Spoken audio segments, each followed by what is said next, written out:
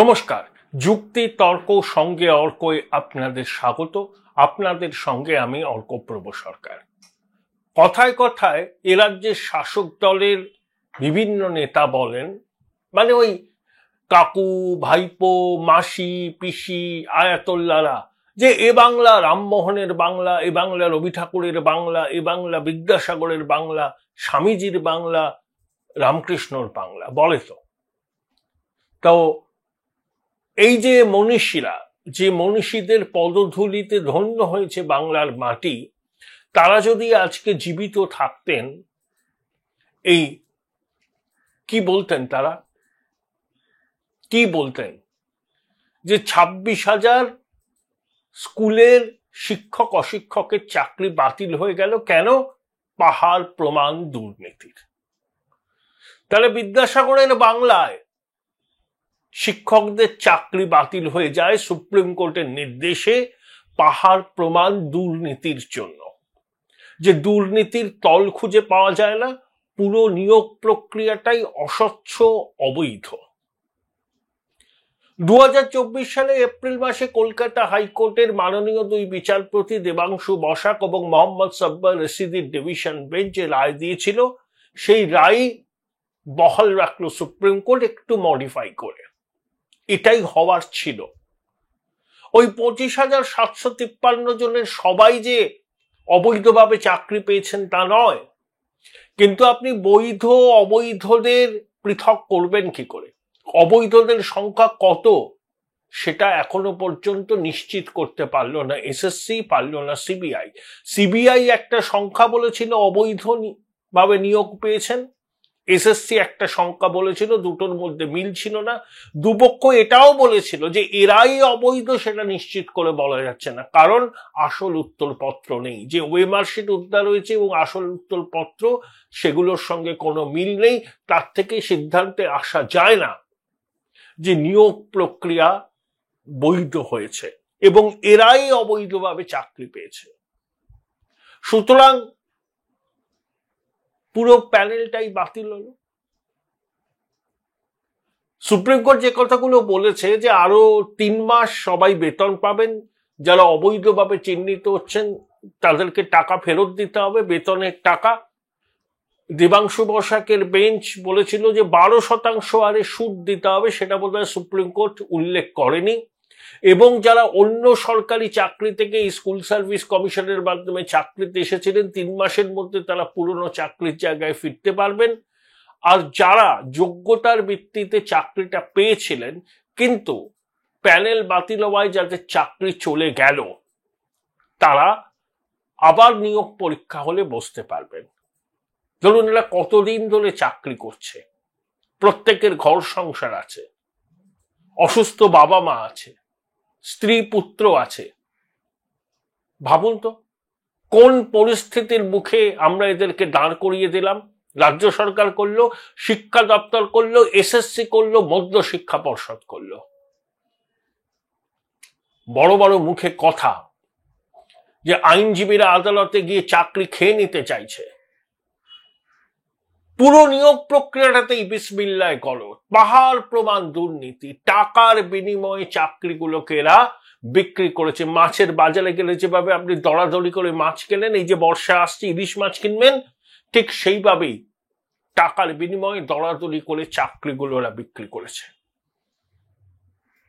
এবার যাদের চাকরি গেল, যারা টাকা দিয়েছিলেন স্থানীয় মাতব্বরদের, দালালদের, শাসক দলের বিভিন্ন স্তরের নেতাদের, তারা এখন বোধহয় ওই টাকাটা ফেরত চাইবেন।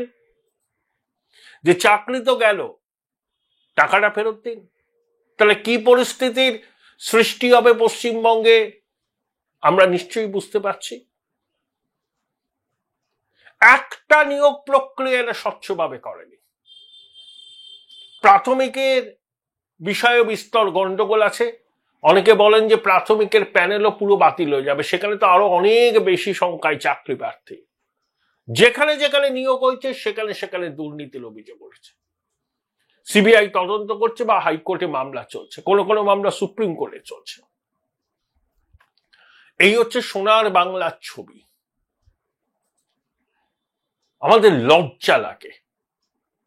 ভারতবর্ষের অন্যান্য রাজ্যে গেলে প্রশ্নের মুখে পড়তে হয় যে তোমাদের ওখানে সবকিছুই দুর্নীতির মধ্যে দিয়ে হয়, তাও শাসকের বড় বড় কথার কোনো বিরাম নেই। সামান্যতম চক্ষু লজ্জা থাকলে এরা হাত জোর করে পশ্চিমবঙ্গের মানুষের কাছে ক্ষমা চাইতো, প্রায়শ্চিত্ত করত। কিন্তু ক্ষমা চাওয়ার এই শব্দবন্ধ এদের দুর্বিনীত শাসকের অভিধানে নেই। সবকিছুর মধ্যেই এরা চক্রান্ত দেখে, বিরোধীদের চক্রান্ত। আদালতের রায় পছন্দ না হলে আদালতকেও নিশানা করতে এরা ছাড়ে না। কিন্তু এবার বোধহয় কিছু বলার অবকাশ নেই, কারণ সুপ্রিম কোর্টের প্রধান বিচারপতির বেঞ্চ এই রায়টা দিয়েছে। দীর্ঘদিন শুনানি হয়েছে, ফেব্রুয়ারি মাসে শুনানি শেষ হয়েছিল, আদালত রায় সংরক্ষিত রেখেছিল, তারপর তারা এই রায় দিয়েছে। প্যান্ডোরার বাক্স খুলে গেছে। মুখ লোকবার লজ্জা নেই। সামান্যতম লজ্জা শরম অবশিষ্ট থাকলে এদের অবিলম্বে পদ থেকে ইস্তফা দেওয়া উচিত। কিন্তু দায় স্বীকার করা, সেটাও এদের অভিধানে নেই। আবার দেখুন নতুন কোন তত্ত্ব না হাজির করে। আবার আমি জানি না প্রভিশন আছে কিনা যে প্রধান বিচারপতির রায়কে পুনর্বিচার করার আবেদন বা রিভিউ পিটিশন করা যায় কিনা আমার জানা নেই। যদি সম্ভব থাকে তারা আরো যাবে, সময় কিনবে। কারণ শাসক জানে এবার কিন্তু যারা চাকরি গেল, যারা সর্বশান্ত হলো, তারা কিন্তু যাদেরকে টাকাটা দিয়েছিল চাকরি পাওয়ার জন্য, তাদের কাছ থেকে টাকাটা ফেরত চাইবে। আইন শৃঙ্খলা পরিস্থিতির অবনতি হতে পারে। আজকের দিনটা বাঙালির কাছে লজ্জার দিন। আমাদের লজ্জায় মাথা হেঁট হয়ে যাওয়া উচিত। শিক্ষকরা তো মেরুদণ্ড হয়, নবম, দশম, একাদশ, দ্বাদশ ছাত্রছাত্রীরা তৈরি করবেন। সেখানে এক ধাক্কায় এত শিক্ষক অশিক্ষক দের চাকরি বাতিল হয়ে গেল। এ তো ভ্যাকুয়াম তৈরি হবে। সুপ্রিম কোর্ট বলেছে 3 মাসের মধ্যে নিয়োগ প্রক্রিয়া চালু করতে হবে। কারা নিয়োগ প্রক্রিয়া চালু করবে? এরা। এদের কোনো বিশ্বাসযোগ্যতা অবশিষ্ট আছে? আবার নিয়োগ প্রক্রিয়া চালু করলে আবার কোনো না কোনো দুর্নীতির সঙ্গে এরা জড়িয়ে পড়বে। কারণ দুর্নীতি না করলে এদের রাতের ঘুম হয় না। লক্ষ লক্ষ ছেলেমেয়ের ভবিষ্যৎ নিয়ে এরা চিনিমিনি খেলেছে। এই অপরাধের কোনো ক্ষমা নেই। সংসারগুলো ভেসে যাবে। অনেকের বয়স পেরিয়ে গেছে চাকরির, যদিও আদালত বলেছে সেগুলোকে কনসিডার করা হবে। কিন্তু যারা পরীক্ষা দিয়ে নিয়ম মেনে চাকরি পেয়েছেন তারা তো বলির পাঁঠা হয়ে গেলেন। যে অপরাধ তারা করেননি, রাজ্য সরকার, এসএসসি, স্কুল শিক্ষা দপ্তর, মধ্যশিক্ষা পর্ষদের বেপরোয়া দুর্নীতির বলি হলেন এরা। সরকার কৈফিয়ত দেবে না, শিক্ষা মন্ত্রক কৈফিয়ত দেবে না।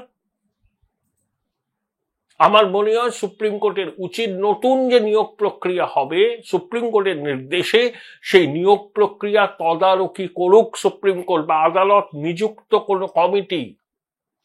যারা পরীক্ষাটা নেবে, শিক্ষা দপ্তর, এসএসসির হাতে পরীক্ষা নেওয়ার বন্দোবস্ত থাকলে আবার একই ধরনের ঘটনা যে ঘটবে না তার কোনো নিশ্চয়তা নেই। Join Indian Institute of Hotel Management now. Right choice, right decision. কারণ ওই চোর ডাকাতগুলো এখনো এই সিস্টেমের মধ্যে আছে। তারা সুযোগ খোঁজে কিভাবে চাকরিগুলোকে বেচে টাকা রোজগার করা যায়। তাই এদের ভরসায় কি করে একটা নতুন চাকরির পরীক্ষা হবে? আমি আশা করি আমার এই মতের সঙ্গে অনেকে সহমত পোষণ করবেন। কমেন্ট বক্সে লিখবেন যে সুপ্রিম কোর্টের প্রত্যক্ষ নজরদারিতে এবার থেকে এই রাজ্যে নিয়োগের পরীক্ষা হোক, সব ধরনের নিয়োগ, শুধু স্কুল কলেজ নয়, WBCS থেকে শুরু করে, দমকল থেকে শুরু করে, যেখানে নিয়োগ হবে, নিয়োগের পরীক্ষা হবে, তা যেন আদালতের নজরদারিতে হয়, হয় সুপ্রিম কোর্টে বা হাইকোর্টে, বা আদালত কোনো কমিটিকে ঠিক করে দেবে, সেই কমিটির সদস্যরা শিক্ষা জগতের এক একজন দিকপাল হবেন, সঙ্গে প্রশাসনিক অভিজ্ঞতা থাকবে, তারা এই পরীক্ষাগুলোকে কন্ডাক্ট করবে, সুপ্রিম কোর্ট মনিটরিং করবে। এদের হাতে মানে এসএসসি রাজ্য শিক্ষা দপ্তরের হাতে আর কোনো নিয়োগের পরীক্ষা রাখা উচিত নয়। আবার দুর্নীতি হবে, আবার আদালতের দ্বারস্থ হবেন চাকরি প্রার্থীরা, পুরো প্রক্রিয়াটা ভণ্ডুল হয়ে যাবে। আর ক্ষতিগ্রস্ত করা হবে বাংলার অগণিত ছাত্র ছাত্রী। ভাবুন তো, যারা সঠিকভাবে চাকরি পেয়েছিলেন, পাড়া প্রতিবেশীরা তাদের দিকে আঙুল তুলবে, দেখো এরা টাকার বিনিময়ে চাকরি পেয়েছে। এই সামাজিক লজ্জা, এর দায় কি ওই ছেলে মেয়েদের যারা সঠিকভাবে পরীক্ষা দিয়ে চাকরি পেয়েছে? এই দায় রাজ্য সরকারের, এই দায় এসএসসির, মধ্য শিক্ষা পর্ষদের।